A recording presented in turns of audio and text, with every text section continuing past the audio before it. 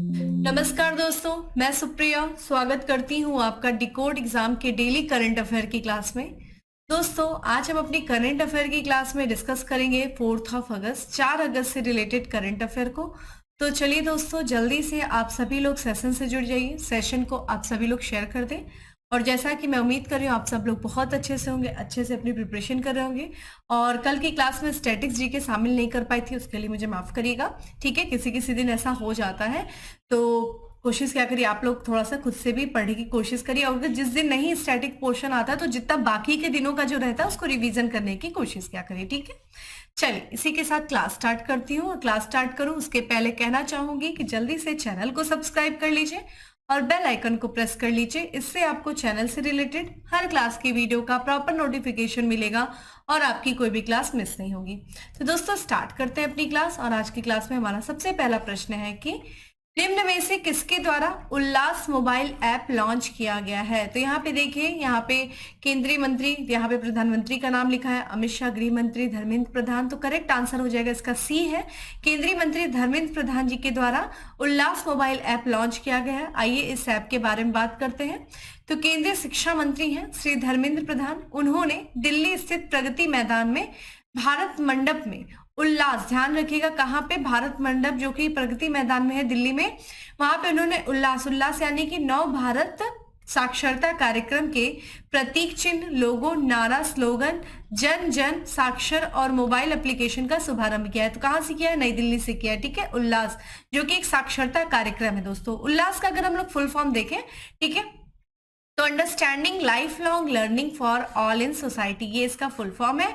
और ये एक मोबाइल एप्लीकेशन है, ध्यान रखिएगा। और मोबाइल एप्लीकेशन जो है ये मूलभूत साक्षरता को व्यापक रूप से सुलभ बनाने के लिए प्रौद्योगिकी क्षमता का उपयोग करने की दिशा में एक महत्वपूर्ण उपलब्धि, यानी कि साक्षरता जो है लोगों तक सुलभ हो सके, इसके लिए प्रौद्योगिकी की जो क्षमता है उसका इस्तेमाल करके हर लोगों तक साक्षरता को पहुंचाना, शिक्षा को पहुंचाना, यही इस मोबाइल ऐप उल्लास का फुल फॉर्म, ठीक है, उद्देश्य है। फुल फॉर्म देखिए क्या है, understanding life long learning for all in society. अगर हम बात करें यूजर्स जो है इस मोबाइल ऐप का, जो लोग एंड्रॉयड यूजर होंगे, जो लोग एप्पल या फिर iOS जो है उस सब जो है इस्तेमाल करते होंगे, वो यूजर्स भी इसको जो है इस्तेमाल कर सकते हैं। ये दोनों पर ही उपलब्ध है ये एप्लीकेशन। और एनसीईआरटी के दीक्षा पोर्टल के माध्यम से विविध शिक्षण संस्थानों से जुड़ने हेतु शिक्षार्थियों के लिए एक डिजिटल गेटवे के रूप में ये काम करेगा ये मोबाइल एप्लीकेशन। बेसिकली पहल का उद्देश्य क्या है, इस मोबाइल ऐप को लॉन्च करना सरकार के द्वारा, शिक्षा मंत्रालय के द्वारा। तो उद्देश्य देखिए क्या है, देश भर में शिक्षा और साक्षरता में क्रांति लाना है। समझ में आई गया, क्योंकि हमने देखा कि एक तरीके से शिक्षा को सुलभ बनाना प्रौद्योगिकी क्षमता का इस्तेमाल करके, और एक सीखने का पारिस्थितिकी तंत्र बनाना जो हर व्यक्ति तक पहुंचता है और बुनियादी साक्षरता और महत्वपूर्ण जीवन कौशल में अंतर को संबोधित करता है। यह पहल 15 वर्ष और उससे अधिक आयु के उन व्यक्तियों को बुनियादी शिक्षा, डिजिटल और वित्तीय साक्षरता, साथ ही आवश्यक जीवन कौशल प्रदान करने पर केंद्रित है, जो औपचारिक स्कूली शिक्षा में भाग लेने का अवसर चूक गए थे। ठीक है, जिन लोग की शिक्षा रुक गई थी किन्हीं कारणों से, उन तक जो है एक आवश्यक जीवन कौशल प्रदान करने के लिए, ठीक है, ये साक्षरता जो कि एक तरीके से बुनियादी शिक्षा है, डिजिटल और वित्तीय साक्षरता उनको उपलब्ध कराई जाएगी। स्पेशली जो लोग 15 वर्ष से अधिक आयु के हों और जिनकी बुनियादी शिक्षा जो है किसी कारणों से छूट गई हो। ठीक है, तो दोस्तों ये हमने मोबाइल ऐप के बारे में बात करा। इसके बारे में बात करें उल्लास ऐप की अन्य विशेषताओं की, तो इसकी जो मुख्य विशेषता है वो कार्यात्मक क्षमता, ठीक है, माफ करिएगा, कार्यात्मक साक्षरता, व्यवसायिक कौशल को बढ़ावा देना, वित्तीय साक्षरता, कानूनी साक्षरता, डिजिटल साक्षरता और नागरिक सशक्तिकरण जैसे महत्वपूर्ण जीवन कौशल प्रदान करना, ये इस उल्लास का जो है, इस मोबाइल ऐप उल्लास का ये बेसिकली उद्देश्य है। विभिन्न साक्षरता लोगों को जागरूक करना एक तरीके से, ठीक है, यही इसका उद्देश्य है। तो ध्यान रखिएगा दोस्तों, ये जो है उल्लास जो मोबाइल ऐप है, एक तरीके से शिक्षा मंत्री जो है धर्मेंद्र प्रधान ने लॉन्च किया दिल्ली में। उल्लास का फुल फॉर्म आपको याद होना चाहिए। अगले प्रश्न की तरफ बढ़ते हैं दोस्तों। अगला प्रश्न है कि कौन सा शहर 5वां विश्व कॉफी सम्मेलन की मेजबानी करेगा। तो दोस्तों ये करेगा कर्नाटक की राजधानी बेंगलुरु जो है, ये 5वां विश्व कॉफी सम्मेलन की मेजबानी करेगा। तो भारत देखिए पहली बार करने जा रहा है विश्व कॉफी सम्मेलन की मेजबानी, और ये कौन सा संस्करण होगा दोस्तों? 5वां संस्करण होगा, जिसका आयोजन 25 से लेकर के 28 सितंबर 2023 तक किया जाएगा। कहाँ पे दोस्तों? बेंगलुरु में। तो ध्यान रखिएगा भारत जो है पहली बार मेजबानी करने जा रहा है, ठीक है, विश्व कॉफी सम्मेलन की, जो कि अगर संस्करण देखें तो ये 5वां संस्करण है। इसके पहले भी 4 विश्व कॉफी सम्मेलन हो चुके हैं। आयोजन के लिए देखा जाए ब्रांड एम्बेसडर कौन है, तो जो टेनिस खिलाड़ी है रोहन बोपन्ना, वो जो है ब्रांड एम्बेसडर के रूप में कार्य करेंगे। सम्मेलन का विषय क्या होगा, विश्व कॉफी शिखर सम्मेलन 2023 का विषय देखिए क्या है, सर्कुलर अर्थव्यवस्था और पुनर्योजी कृषि के माध्यम से स्थिरता, ये इसका विषय है। सम्मेलन की बात करें दोस्तों तो वैश्विक कॉफी क्षेत्र से संबंधित महत्वपूर्ण विषयों पर चर्चा करने के लिए 80 से अधिक देशों के उत्पादकों, ठीक है, क्यूरर्स, रोस्टर्स यहाँ पे, और साथ ही साथ निर्यातकों, नीति निर्माता और शोधकर्ताओं का एक साथ लाएगा, ठीक है, ये सम्मेलन। बात कर लेते हैं अंतर्राष्ट्रीय कॉफी संगठन की। दोस्तों अंतर्राष्ट्रीय कॉफी संगठन की बात करें तो 1962 में पहले अंतर्राष्ट्रीय कॉफी समझौते के अनुसमर्थन के बाद संयुक्त राष्ट्र के तत्वाधान में 1963 में स्थापित अंतर्राष्ट्रीय कॉफी संगठन कॉफी, ठीक है, कॉफी विश्व कॉफी सम्मेलन के पीछे आयोजन निकाय है। तो सबसे इंपॉर्टेंट चीज, अंतर्राष्ट्रीय कॉफी संगठन कब बना दोस्तों, 1963 में, और इसी के द्वारा आयोजित किया जाता है विश्व कॉफी सम्मेलन, ठीक है। अगर हम बात करें इंटरनेशनल कॉफी ऑर्गेनाइजेशन की, तो इसका मुख्यालय दोस्तों कहाँ है, यूके में, यूनाइटेड किंगडम में है, और इसमें वर्तमान में 75 सदस्य देश है और शीर्ष स्तर के विशेषज्ञ इसमें शामिल है, जो कि परिपत्र कॉफी अर्थव्यवस्था के निर्माण, पुनर्योजी कृषि के बढ़ावा देने, उपभोग के माध्यम से स्थिरता को बढ़ावा देने और वित्त तक पहुंच बढ़ाने की दिशा में काम करते हैं। विश्व कॉफी सम्मेलन देखिए हर 4 या 5 साल में आयोजित किया जाता है। इसको सबसे पहली बार जो आयोजित किया गया था वो यूनाइटेड किंगडम में किया गया था, जहां पे इसका हेडक्वार्टर है, ठीक है, इंटरनेशनल जो है कॉफी ऑर्गेनाइजेशन का, 2001 में। उसके बाद देखा जाए कुछ 4 सालों के बाद ब्राजील में, फिर उसके बाद 5 सालों के बाद ग्वाटेमाला में, फिर देखा जाए हम यहाँ पे देख रहे हैं 6 सालों के बाद जो है इथोपिया में, और अब पुनः देखा जाए काफी समय बाद, काफी अंतराल के बाद जो है भारत में इसका आयोजन किया जा रहा है 5वें सम्मेलन का। इसका लक्ष्य क्या है, मुख्य लक्ष्य वैश्विक कॉफी उद्योग की प्रभावित करने वाले महत्वपूर्ण मुद्दों पर चर्चा को सुविधाजनक बनाना, ठीक है। तो ध्यान रखिएगा दोस्तों, भारत जो है पहली बार विश्व कॉफी सम्मेलन की मेजबानी करने जा रहा है, जिसका आयोजन बेंगलुरु में होगा, सितंबर में होगा, ठीक है। अगले प्रश्न की तरफ बढ़ते हैं दोस्तों। अगला प्रश्न है हमारा कि हाल ही में चर्चा में रहा कोकोस द्वीप समूह किस देश से संबंधित है। तो कोकोस द्वीप समूह हाल ही में चर्चा में रहा है, किस देश से संबंधित है दोस्तों, तो इसका करेक्ट आंसर है डी, ऑस्ट्रेलिया से, ठीक है, ऑस्ट्रेलिया से संबंधित है कोको द्वीप समूह।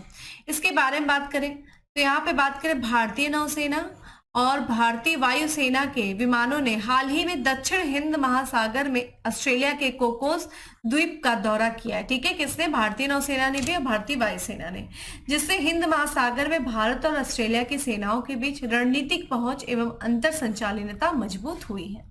भारत और ऑस्ट्रेलिया के बीच कोको द्वीप समूह में एक ग्राउंड स्टेशन और फॉरवर्ड ऑपरेटिंग बेस के रूप में उपयोग के लिए, ठीक है, कोको द्वीप समूह रनवे के नियोजित उन्नयन और साथ ही भारत के गगनयान मिशन के समर्थन तक आगे बढ़ा है, ठीक है। दोनों देश यानी कि भारत और ऑस्ट्रेलिया समुद्री क्षेत्र जागरूकता और पनडुब्बी रोधी युद्ध को बढ़ाने पर भी ध्यान केंद्रित कर रहे हैं। एक तरीके से समुद्री क्षेत्र में जागरूकता भी पैदा करने की कोशिश कर रहे हैं और पनडुब्बी रोधी युद्ध को बढ़ाने पर भी वो ध्यान केंद्रित कर रहे हैं। साथ ही साथ देखा जाए ऑस्ट्रेलिया में जापान और अमेरिका के साथ आगामी मालाबार बहुपक्षीय नौसैनिक अभ्यास में भाग लेंगे, ठीक है। तो ध्यान रखिएगा, अभी हाल ही में जो भारतीय नौसेना है और भारतीय वायुसेना है जो हिंद महासागर में स्थित कोकोस, ठीक है, आइलैंड है जो कि ऑस्ट्रेलिया का, उसका दौरा किया, जिसके कारण से ये चर्चा में हो गया। तो आप देख सकते हैं यहाँ पे, ठीक है, कहाँ पे है ये, तो ये देखिए इंडोनेशिया के आप यहाँ पे बढ़ेंगे, यहाँ पे एक तरीके से उत्तर पश्चिम की तरफ जब आप बढ़ेंगे तो ये कोकोस आइलैंड दिख रहा है, ठीक है, तो ये चीज ध्यान रखिएगा।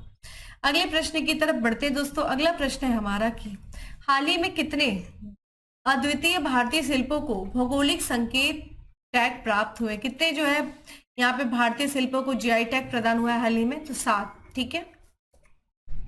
तो चेन्नई में भौगोलिक संकेतक रजिस्ट्री ने देश के विविध शिल्प कौशल का प्रदर्शन करते हुए भारत के विभिन्न क्षेत्रों के 7 उत्पादों को भौगोलिक संकेतक यानी कि जियोग्राफिकल इंडिकेशन प्रदान किया। किसने किया है, तो चेन्नई में जो भौगोलिक संकेतक रजिस्ट्री है। भारतीय शिल्प के लिए जीआई टैग देखिए निम्नलिखित है। सबसे पहला इंपॉर्टेंट ये आपके लिए क्योंकि उत्तर प्रदेश से संबंधित है, ठीक है। जलेसर, जलेसर धातु शिल्प जो है, तो ये जलेसर उत्तर प्रदेश का एक धातु शिल्प है, तो ये आपसे पूछा जा सकता है। जो सजावटी धातु शिल्प और पीतल के पात्रों के लिए जाना जाता है, तो ये इंपॉर्टेंट है दोस्तों, स्टार कर लीजिएगा। वही बात करें गोवा का, ठीक है, गोवा का एक यहाँ पे अनूठी किस्म है आम की जिसका नाम है मनकुराड आम, ठीक है, जिसे हम कहते हैं मलकुराडा आम के भी नाम से जाना जाता है। ये आम की एक अनूठी किस्म है, ठीक है, इसे भी जीआई टैग मिला है। और साथ ही साथ देखिए गोवा की एक मिठाई है जिसको मिठाइयों की रानी कहा जाता है गोवा में, जिसका नाम है गोआन बेबिनका, जो कि पारंपरिक इंडो पुर्तगाली हलवा है जिसे हम गोवा के मिठाइयों की रानी कहा जाता है, उसे भी जो है जीआई टैग प्रदान किया गया। और राजस्थान के 4 जीआई टैग हैं जिसमें उदयपुर, ठीक है, कोफ्तगारी धातु शिल्प है, बीकानेर काशीदारकारी जो है शिल्प है, जोधपुर बंधेज शिल्प है और बीकानेर उस्ता कला शिल्प है। तो ये 7 शिल्प है दोस्तों जिनको भी हाल ही में जीआई टैग प्रदान किया गया। यहाँ पे बात कर लेते हैं, देखिए तमिलनाडु का भी, तो तमिलनाडु के जदेरी नामकट्टी, कन्याकुमारी मेटिकला और यहाँ पे चेदी बुट्टा साड़ी को चेन्नई में भौगोलिक संकेत रजिस्ट्री से भौगोलिक संकेत टैग जो है वो प्राप्त हुआ है, ठीक है, ये चीज ध्यान रखिएगा। अगले प्रश्न की तरफ बढ़ते हैं दोस्तों। अगला प्रश्न है कि राष्ट्रपति द्रौपदी मुर्मू ने किस राज्य में प्रजापिता ब्रह्म कुमारी ईश्वरीय विद्यालय में डिवाइन लाइट हाउस की आधारशिला रखी है? तो कहाँ पे, ये देखिए प्रजापति ब्रह्म कुमारी ईश्वरीय विद्यालय जिसमें डिवाइन लाइट हाउस की आधारशिला रखी गई राष्ट्रपति द्रौपदी मुर्मू जी के द्वारा। कहाँ ऐसे दोस्तों, तो ये ध्यान रखिएगा उड़ीसा राज्य में, ठीक है। तो राष्ट्रपति द्रौपदी मुर्मू ने उड़ीसा की राजधानी के पास, क्या है उड़ीसा की राजधानी दोस्तों, भुवनेश्वर, ठीक है, भुवनेश्वर के पास देखा जाए तो भुवनेश्वर के पास दस्ताबतिया तमांडो में प्रजापिता, ठीक है, प्रजापिता ब्रह्म कुमारी ऐश्वरीय विश्वविद्यालय में डिवाइन लाइट हाउस की आधारशिला रखी है। इस अवसर पर विश्व यहाँ पे वर्ष भर के लिए थीम सकारात्मक परिवर्तन का वर्ष का शुभारंभ हुआ है, जो सकारात्मक परिवर्तनों को आगे बढ़ाने पर जोर दर्शाता है, ठीक है। यहाँ पे बात करें राष्ट्रपति जी की, तो राष्ट्रपति मुर्मू ने परिवर्तन के उत्प्रेरक के रूप में प्रौद्योगिकी की भूमिका को पहचानते हुए मानवता की भलाई के लिए भौतिक और आध्यात्मिक विकास दोनों के महत्व पर जोर दिया है। ध्यान और अनुशासित शैली के माध्यम से आध्यात्मिकता को बढ़ावा देने, आंतरिक शांति की ओर ले जाने में प्रजापिता ब्रह्म कुमारी ऐश्वरीय विश्वविद्यालय की महत्वपूर्ण भूमिका को स्वीकार किया गया। तो देखिए महत्व, ये एक तरीके से जो प्रजापिता ब्रह्म कुमारी ऐश्वरीय विश्वविद्यालय की जो महत्वपूर्ण भूमिका है, जिसमें से देखिए सबसे इंपॉर्टेंट है ध्यान और अनुशासित शैली के माध्यम से आध्यात्मिकता को बढ़ावा देना और अपने आंतरिक शांति की तरफ लेके जाना। इसके लिए जो है एक तरीके से इनका जो भी भूमिका है उसको लेकर के सराहना की गई है, ठीक है। यहाँ पे डिवाइन लाइट हाउस की बात करें, परियोजना जो है, परियोजना और सकारात्मक परिवर्तन पर ध्यान समाज के भीतर समग्र विकास और कल्याण को बढ़ावा देने की प्रतिबद्धता का उदाहरण है, ठीक है। तो ध्यान रखिएगा कहाँ पे किया गया है दोस्तों, डिवाइन इन लाइट की आधारशिला रखी गई है दोस्तों, डिवाइन लाइट हाउस की ये रखा गया है, ठीक है, उड़ीसा के भुवनेश्वर के पास में जो विद्यालय है, ठीक है, प्रजापिता ब्रह्म कुमारी जो ईश्वरीय विश्वविद्यालय वहां पे रखा गया है, ठीक है। उड़ीसा की दोस्तों बात करें तो ये देखिए इंडिया का मैप है और आपको ईस्ट की तरफ उड़ीसा देखने को मिल जाएगा, ठीक है, ईस्ट की तरफ, जिसकी एक अपनी सामुद्रिक सीमा है और राज्यों से लगने वाले जो कि वेस्ट बंगाल से, झारखंड से, छत्तीसगढ़ से और साथ ही साथ आंध्र प्रदेश से अपनी सीमा लगाता है। और साथ ही बात करें सामुद्रिक सीमा बे ऑफ बंगाल से लगता है। इसका जो गठन हुआ था 1 अप्रैल 1936 को हुआ था। राजधानी इसकी भुवनेश्वर है। राज्यपाल गणेशी लाल है और मुख्यमंत्री की बात किया जाए तो नवीन पटनायक है। वही बात करें जाए राज्यसभा में इसकी 10 सीटें हैं और लोकसभा में इसकी 21 सीटें हैं। अगले प्रश्न की तरफ दोस्तों बढ़ते हैं और अगला प्रश्न है हमारा कि केंद्रीय मंत्री भूपेंद्र यादव ने किस शहर में संसाधन दक्षता सर्कुलर इकोनॉमी उद्योग गठबंधन का शुभारंभ किया है? तो किस शहर में किया गया है दोस्तों? केंद्रीय मंत्री भूपेंद्र यादव जी के द्वारा क्या किया गया है? संसाधन दक्षता सर्कुलर इकोनॉमी, ठीक है, उद्योग गठबंधन। तो दोस्तों ये किया गया अगर देखा जाए तो करेक्ट आंसर सी है, ठीक है, यानी कि चेन्नई में। तो केंद्रीय मंत्री भूपेंद्र यादव ने चेन्नई में चौथे G20 पर्यावरण और जलवायु स्थिरता कार्य समूह और पर्यावरण और जलवायु मंत्रियों की बैठक के दौरान संसाधन दक्षता सर्कुलर इकोनॉमी इंडस्ट्री गठबंधन का शुभारंभ किया है, ठीक है। आधिकारिक लॉन्च में मूलभूत चार्टर पर हस्ताक्षर और गठबंधन के लोगों का अनावरण शामिल था। ठीक है, यहाँ पे तो किसके द्वारा किया गया है दोस्तों, यहाँ पे सर्कुलर इकोनॉमी इंडस्ट्री गठबंधन का शुभारंभ केंद्रीय मंत्री भूपेंद्र यादव ने कहाँ पे किया दोस्तों, चेन्नई में किया। ठीक है, जहाँ पे चौथी जलवायु G20 पर्यावरण और जलवायु स्थिरता कार्य समूह और पर्यावरण और जलवायु मंत्रियों की बैठक हुई थी उसी के दौरान। ठीक है, ये भी ध्यान रखिएगा। यहाँ पे हम बात करें, मंत्रियों ने इस गठबंधन में शामिल होने के लिए, ठीक है, संसाधन दक्षता सर्कुलर इकोनॉमी इंडस्ट्री गठबंधन के 39 संस्थापक सदस्यों की प्रतिबद्धता को स्वीकारा है।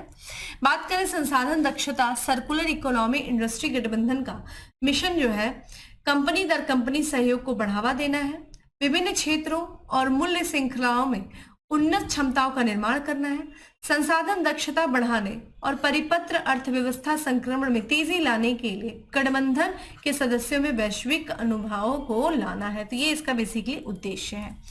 अगले प्रश्न की तरफ बढ़ते हैं दोस्तों। अगला प्रश्न है कि निम्न में से किसके द्वारा उन्नत खेती के लिए सल्फर लेपिड जो कि उर्वरक है, जिसको हम यूरिया गोल्ड कहते हैं, उसको लॉन्च किया गया, जो कि यूरिया गोल्ड को सल्फर लेपिड उर्वरक भी कहा जाता है, यूरिया गोल्ड, इसको लॉन्च किया गया दोस्तों प्रधानमंत्री नरेंद्र मोदी जी के द्वारा, जब वो अपने राजस्थान की यात्रा पे थे उसी दौरान। तो जब प्रधानमंत्री नरेंद्र मोदी जी अपनी राजस्थान की यात्रा पे थे तो उन्होंने यूरिया गोल्ड नामक एक नई प्रकार की यूरिया लॉन्च किया है। यूरिया गोल्ड जो कि सल्फर से लेपिड होता है, सल्फर लगा होता है, जो कि मिट्टी की गुणवत्ता बढ़ा सकता है और किसानों के खर्च को कम भी कर सकता है। यूरिया गोल्ड को उनके नाम से जानते हैं तो सल्फर कोटेड यूरिया के भी नाम से जाना जाता है दोस्तों। यूरिया गोल्ड को ध्यान रखिएगा यहाँ पे। और यूरिया की एक नई किस्म है यह, जो कि देखा जाए यूरिया की एक नई किस्म है जिसमें खेतों में कम लगाने की आवश्यकता होती है, यानी कि इसकी वजह से खेतों पे जो है कृषि करने की लागत कम होती है, फसलों की गुणवत्ता में भी सुधार आता है, तो इनपुट कम लगता है दोस्तों, आउटपुट ज्यादा निकलता है इस यूरिया से। लॉन्च का उद्देश्य है किसानों की मिट्टी की उर्वरता के मुद्दे और कम इनपुट लागत को संबोधित करना। ठीक है, जिससे यूरिया गोल्ड मौजूदा नीम लेपिड यूरिया की तुलना में अधिक आर्थिक और गुणात्मक रूप से बेहतर विकल्प बन सकता है। ठीक है, एक तरीके से नीम लेपिड यूरिया ज्यादा कॉस्टली होती है। ठीक है, तो एक तरीके से सल्फर लेपिड यूरिया जो होगी वो एक तरीके से वो बजट फ्रेंडली होगी किसानों के लिए, और एक तरीके से कम इनपुट लगा करके ज्यादा आउटपुट वो प्राप्त कर सकेंगे।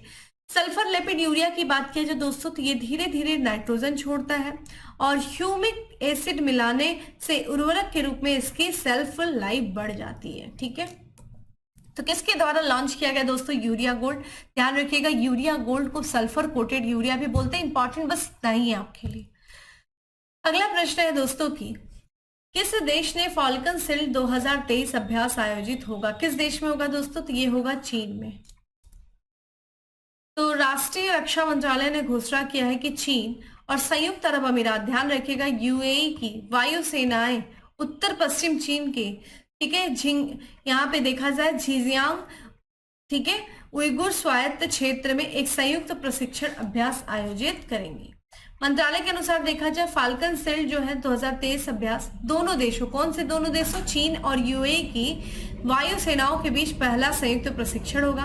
उद्देश्य क्या होगा, दोनों देशों के बीच व्यवहारिक आदान प्रदान, ठीक है, यानी कि संयुक्त अरब अमीरात और चीन के बीच में एक व्यवहारिक आदान प्रदान और सहयोग को गहरा करना है और आपसी समझ और विश्वास को बढ़ावा देना। एक तरीके से उद्देश्य का यही, जो कि अगर कोई भी युद्ध अभ्यास होता है तो उसका बेसिकली उद्देश्य यही होता है कि दोनों देशों की सेनाओं के बीच में आपसी सहयोग को, आपसी समझ को बढ़ावा देना, बेसिकली यही होता है। और इसी उद्देश्य से यहाँ पे फाल्कन 9 अभ्यास का जो है फाल्कन सिल्ड अभ्यास का आयोजन किया जाएगा यूएई और चीन के बीच में।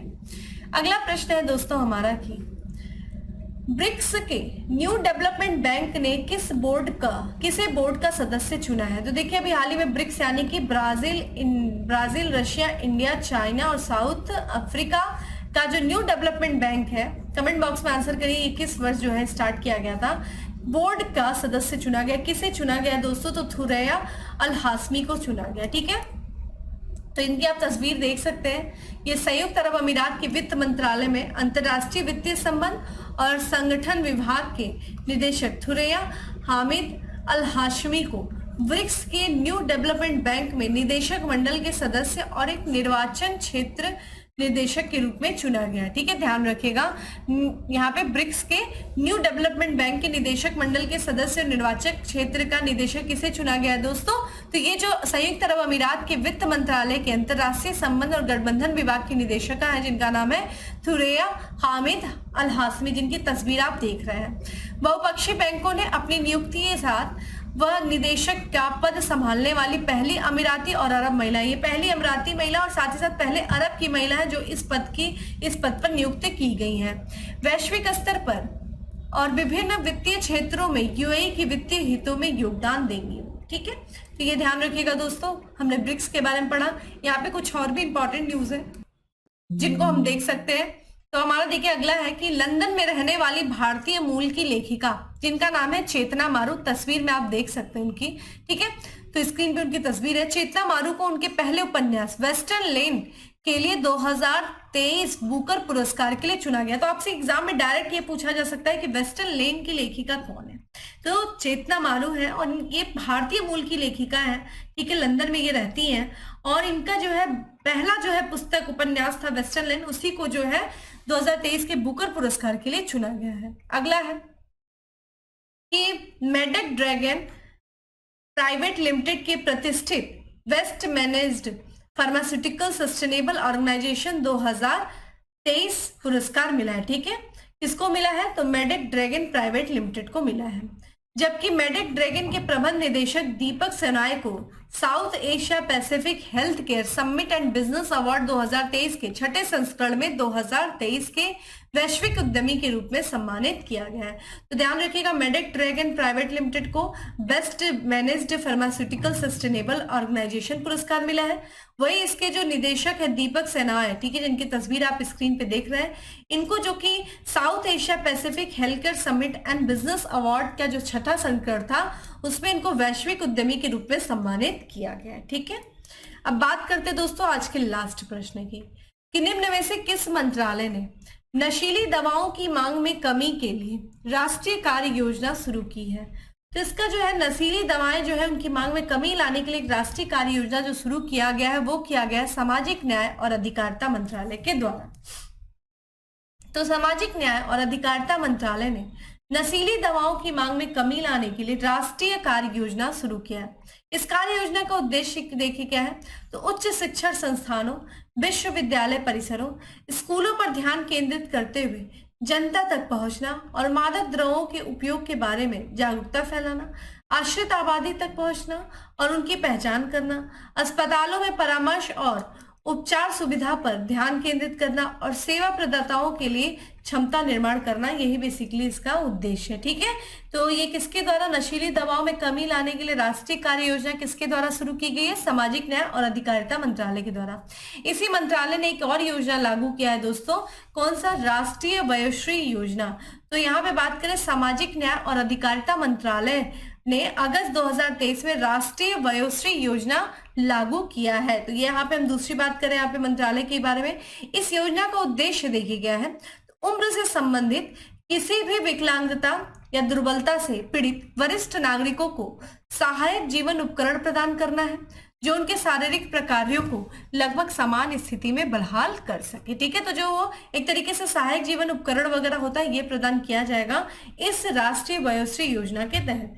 योजना देखिए मूल्यांकन शिविर में एल्मिको आवश्यक सहायता और उपकरणों के लिए आयु संबंधी विकलांगता से पीड़ित लाभार्थियों की पहचान करता है।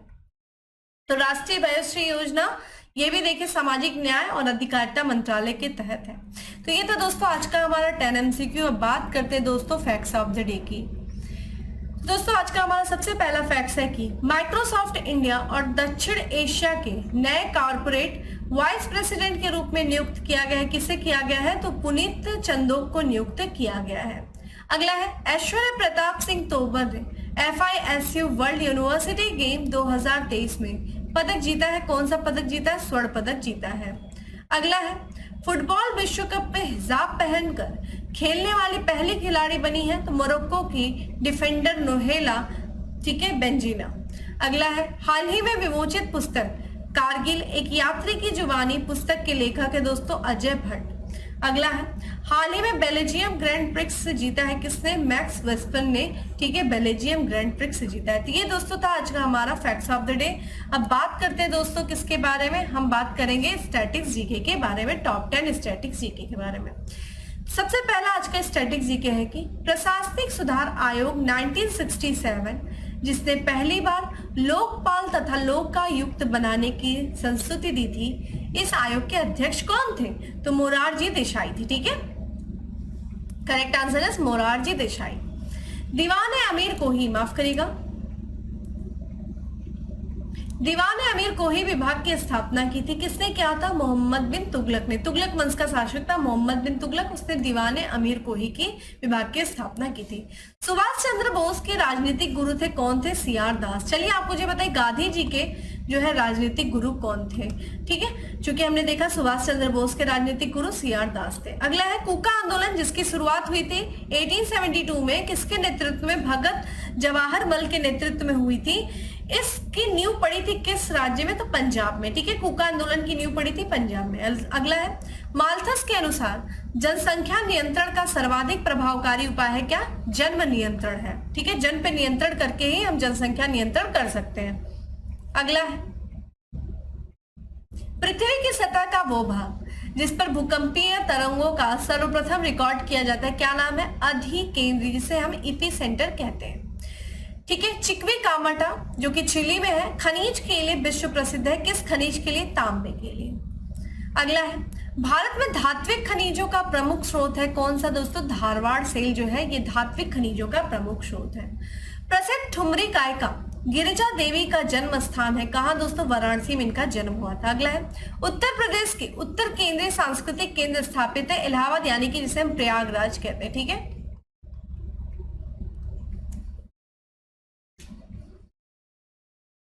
तो दोस्तों ये था आज का हमारा टॉप 10 स्ट्रैटेजी के, तो ये था आज का हमारा करंट अफेयर की क्लास। उम्मीद करती हूँ दोस्तों आपको अच्छा लगा होगा। अच्छा लगा है तो लाइक कर दीजिएगा, ज्यादा से ज्यादा लोगों के बीच में शेयर कर दीजिएगा, और डेली करंट अफेयर क्लास की जो पीडीएफ है दोस्तों वो आपको टेलीग्राम ग्रुप पे मिल जाएगी, जिसका लिंक आपको डिस्क्रिप्शन बॉक्स में दिया हुआ है। जाइए डाउनलोड करिए, और ना सिर्फ डाउनलोड करिए बल्कि अपनी शॉर्ट नोट्स बनाइए।